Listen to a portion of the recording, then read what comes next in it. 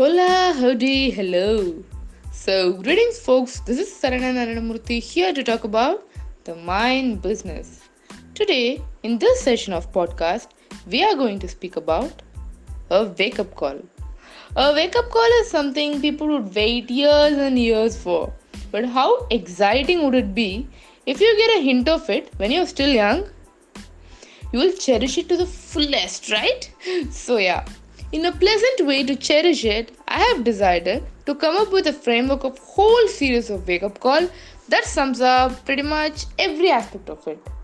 Might be the mini wake up call which I had. Okay, so if you're too excited, I am too. So let's dive in.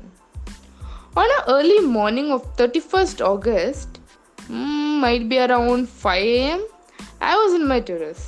So, after my usual speaking to myself ritual and the visual session, I was out there glancing the way of how blissful the sky is. Just imagine early morning in a chilly climate and not the sun out. It's a most pleasant feeling, yeah. With few scenes caught my eyes, among them some with a pale sky from which the sun hasn't escaped, and my mom's terrace garden which spoke of a few elements. So, from these, there were a few things which really caught my eye. This was something which we do every single day, but we don't really notice that we do it. So I just saw a few things and I just discovered, oh God, this is not how it's supposed to be. That 1 second of realization which really makes you question yourself of the way you have taken care of something through all these years. How does it even happen? So make it easier and remarkable, I have broken down my wake up call framework into 10 independent lessons that would formulate your attitude, values, and definitely finance. So, the index of the wake up call goes this way. Section 1, the pigeon story. How long will you hesitate? Number 2, flock of pigeons. Are we inside a box? Number 3, from a high place. Are you dreaming your life or are you really living your life without any dreams? Number 4, the sun's hideout. Live longer than your body. Are you ready to really stay yourself even after your body is dead? Yeah. And number 5, run, run, and run. Are you racing or are you really living? So now, these section 1 totally consists of something wherein you should recreate or reconsider the way you live your life. Now, over to section 2.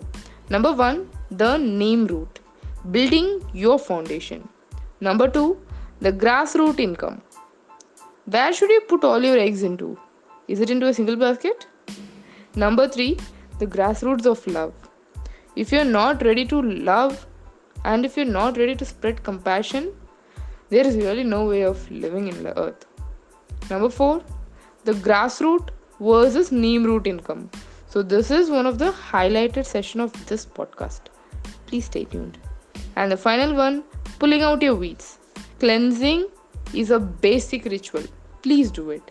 Not just about bathing, but also a lot more of cleanliness.